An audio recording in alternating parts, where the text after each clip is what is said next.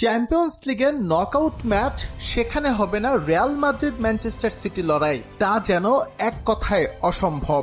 অন্তত গেল 5 মৌসুম বিবেচনায় নিলে এই বিগ ভোল্টেজ গেমের বাইরে যাওয়ার সুযোগ নেই। স্বয়ং ফুটবল ঈশ্বরও যেন তাই চান, নতুবা লটারি ভাগ্যে কেনই বা ইংলিশ জায়ান্টদের দাঁড় করাবেন স্প্যানিশ বনেদিয়ানার সামনে। চ্যাম্পিয়ন্স লিগের প্লে অফ পর্ব শেষে সুইজারল্যান্ডের নিয়নে বসেছিল রাউন্ড অফ 16-এর ড্র, যেখানে 16 দল খুঁজে নিয়েছে একে অপরকে। রিয়াল মাদ্রিদ আর ম্যানচেস্টার সিটি হেঁটেছে পুরনো পথে। এর আগে 2019-20 মৌসুমেও শীর্ষ 16তে দেখা হয়েছিল দু দলের। সেবার রিয়াল মাদ্রিদকে 2 লেগে 4-2 ব্যবধানে হারিয়ে কোয়ার্টার ফাইনালে জায়গা করে নেয় ম্যানচেস্টার সিটি।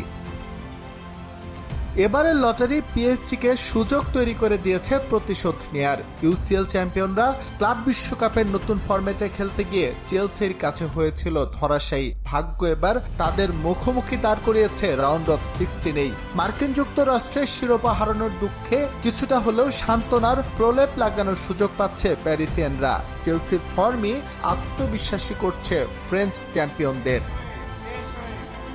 শীর্ষ 16তে সমানে সমান টক্কর হবে অ্যাথলেটিকো টটেনহ্যামের। লটারি ভাগ্যে তারা এখন একে অপরের প্রতিপক্ষ।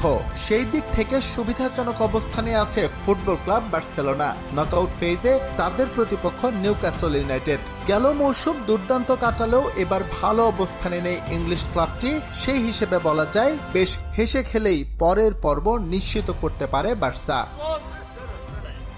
রাউন্ড অফ 16-এ তুলনামূলক সহজ প্রতিপক্ষ পেয়েছে লিভারপুল, বায়ার্ন মিউনিখ এবং আর্সেনাল। এদের মধ্যে থেকে সুবিধাজনক অবস্থানে গানার্স, তারা মুখোমুখি হবে ছন্দহীন লেভারকুসেনের বিপক্ষে।